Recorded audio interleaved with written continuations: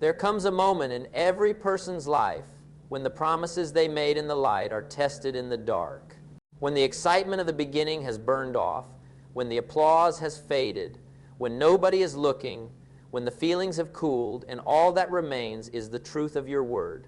And it's in that quiet, demanding space that your character is revealed, not by what you hoped for, not by what you intended, but by what you committed to. Commitment is not the spark that starts the fire. Commitment is the fuel that keeps the fire burning long after the spark is gone. And if you want to change your life, if you want to honor God with the potential He placed inside you, then you must stay committed to what you said you would do long after the mood you set it in has disappeared. That's where greatness is born. That's where spiritual maturity is tested. That's where destinies are shaped. I want you to think about something. Every time you keep your word, you strengthen your spirit. Every time you honor your commitment, you build the kind of discipline that heaven can trust. God doesn't bless mere enthusiasm. He blesses consistency. God doesn't honor empty declarations. He honors steadfast action. The Bible says, let your yes be yes and your no be no. There's no room for lukewarm living, no room for delayed obedience, no room for half-hearted effort. When God gives you an assignment, when He stirs your heart, whispers direction, places a calling on your life, He expects you to move with urgency. And urgency doesn't mean haste. It means seriousness. It means focus. It means you understand that each day is a gift and each hour is a seed. You've been given time, you've been given breath, you've been given ability, but the question is, what are you doing with it? Are you wasting your hours in excuses? Or are you honoring your commitments like someone who knows that heaven is watching? Some people think commitment is a feeling. It's not. Commitment is a decision followed by discipline. It's waking up and saying, I don't care what. I feel like my actions will lead my emotions, not the other way around. If you live by feelings, you'll stay stuck. If you live by commitment, you'll rise. I've learned something about success. It does not belong to the talented, the lucky, or the well-connected. It belongs to the committed, the ones who show up, the ones who stay uncomfortable longer than everyone else, the ones who refuse to break their word. You want to build a stronger life? Start with a stronger commitment. You want God to trust you with bigger things? Prove that you can be faithful with small things, and let, for me, be blunt with you. Some of you aren't failing because you lack ability. You're failing because you lack follow-through.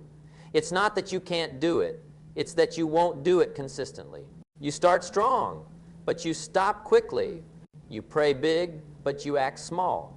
You talk about discipline, but you negotiate with your excuses. You let comfort win the fight that commitment should have won. And if that's you, then today must become a turning point. Not tomorrow. Not next month. Not when you feel more motivated. Today. Because delayed commitment is disobedience dressed in polite language. The enemy of your destiny isn't always distraction. Sometimes it's postponement. I'll start later. I'll get serious soon. I'll try again someday. Hear me, someday is a dream killer. Someday is the slow death of every calling. Someday is the language of people who never become what they could have been. So I challenge you, rise above that. Be the person who decides with resolve. When I say I will do something, heaven and earth will shift before I break my word. That's the kind of character that builds strong families, strong businesses, strong ministries, strong legacies.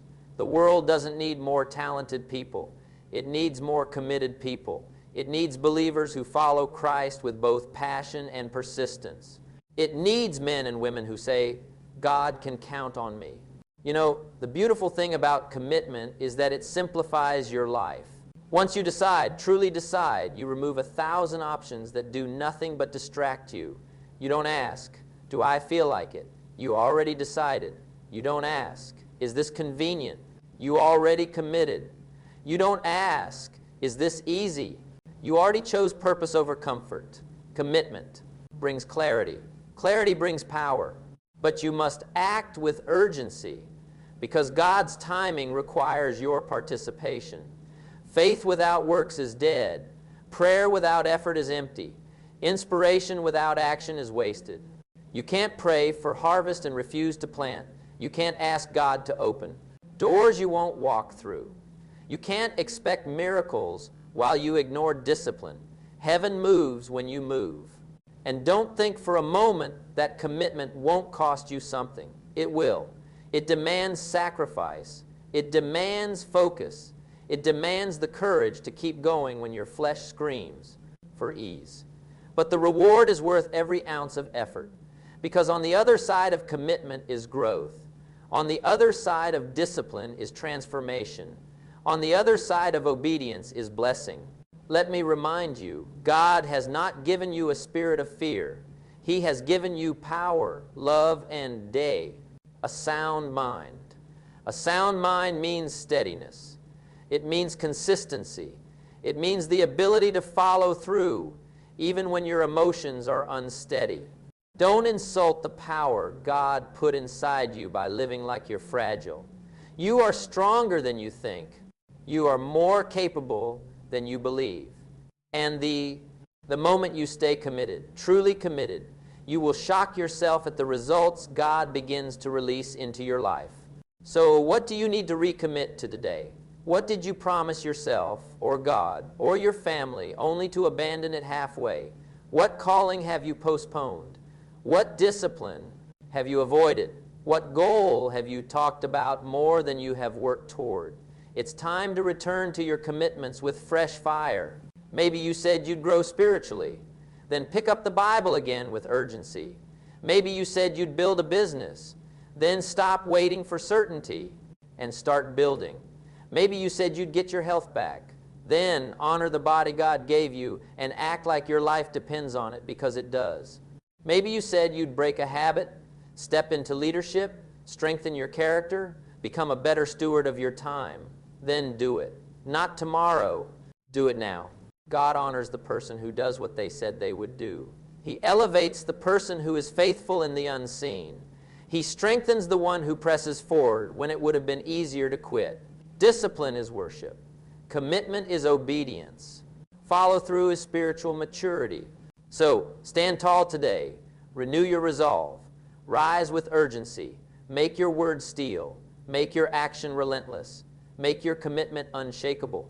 And when you do, something remarkable will happen. You will begin to feel heaven partnering with you. Doors will open. Strength will rise. Vision will sharpen. And step by step, you will become the person God always intended you to be. And when you look back months from now, you won't recognize the version of yourself who used to delay, hesitate, negotiate, and procrastinate. You will rise into a life marked by purpose, powered by discipline, anchored by faith, and driven by commitment so strong that nothing, absolutely nothing, can move you. Stay committed, stay urgent, stay faithful, and watch what God does through a life that simply refuses to quit.